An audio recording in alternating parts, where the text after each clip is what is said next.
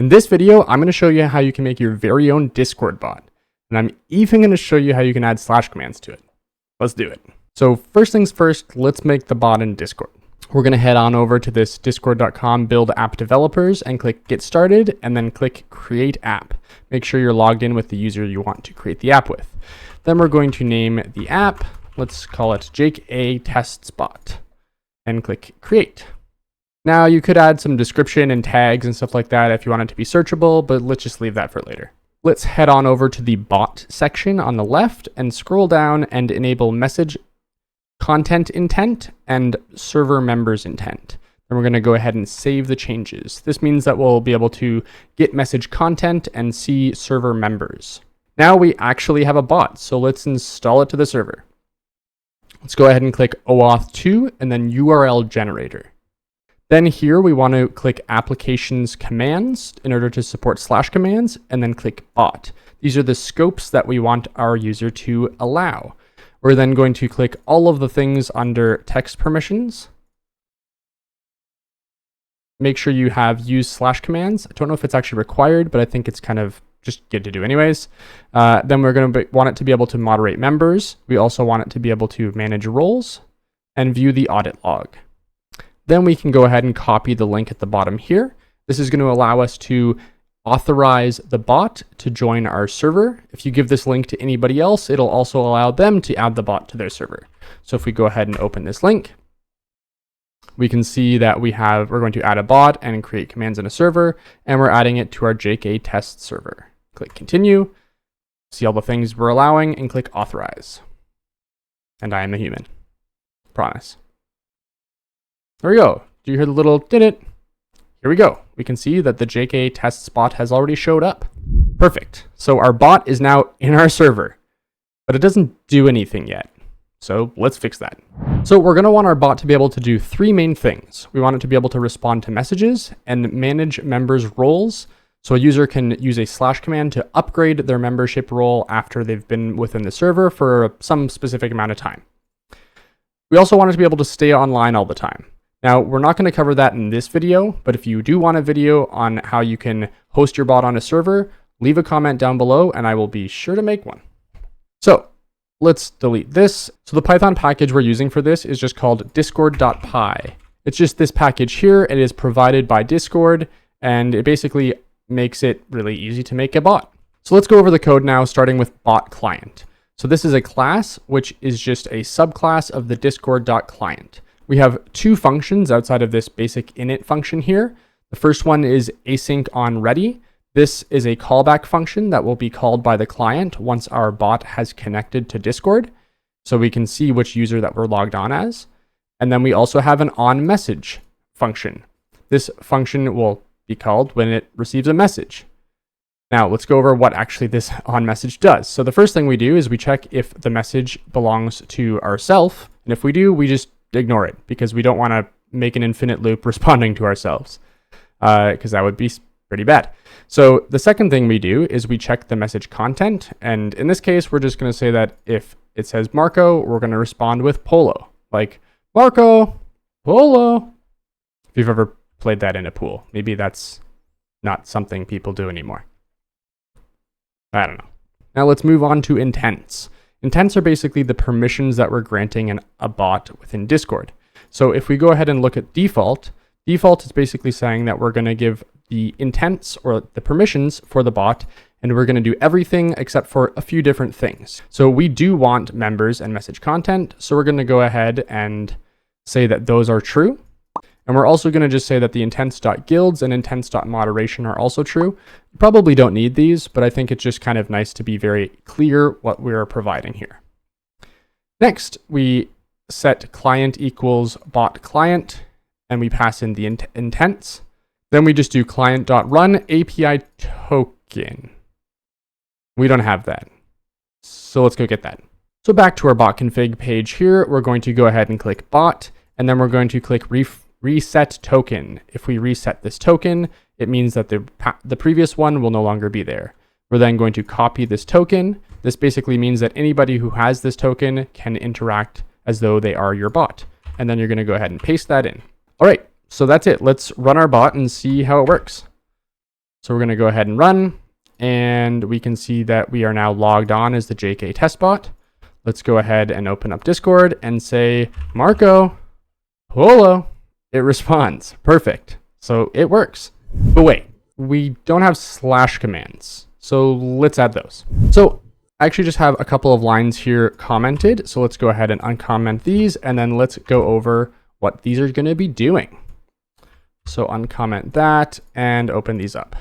Okay, so let's start out at where we're actually running things. So the first thing we're going to be doing is creating this app commands command tree. This command tree is just this app commands is just from the Discord library, and we're creating a command tree and passing in the client.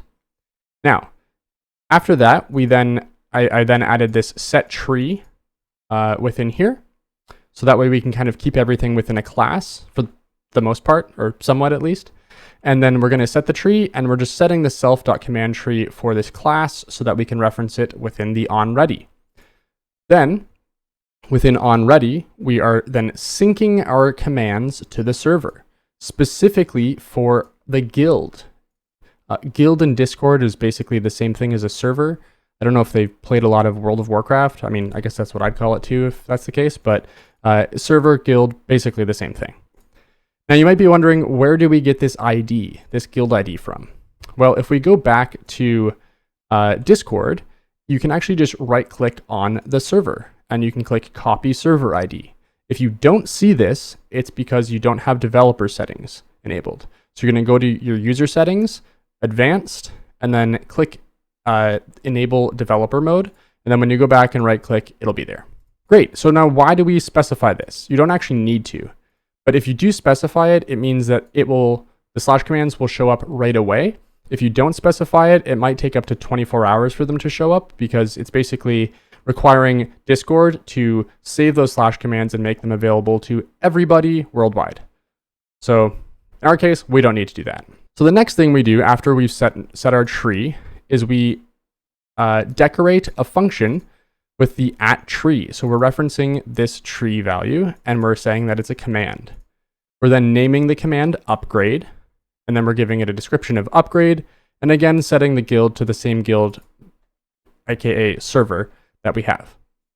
Then within this, we're going to do a couple fancy things here. The first thing, we're going to get the interaction. This is just the value that's passed within this from an interaction or from a slash command.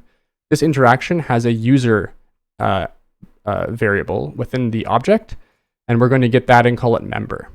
Then we're going to see when that member has joined the server. So we're going to get the member join date. Then we're going to subtract the member join date from the current date and get the number of days since then. Note that when you do this, we're setting the current date to UTC time, because the join date that we get from Discord is using UTC. So if you don't do this, it's possible that it will say that a member has joined in the future, which is very confusing if you don't use UTC. So go ahead and use UTC. Then all we do here is check if the days since the user has joined is greater than or equal to 3. If that's the case, we get a role using discord.utils.get interaction.guild.roles. So we're getting the guild from the interaction, again, the server, and we're getting the roles from that server. Then we're specifying we want the member role. So this basically just maps to, if you open up your server settings, you can click roles and you can see that we have a member role here. And if a user has the member role, they are this ready pink color.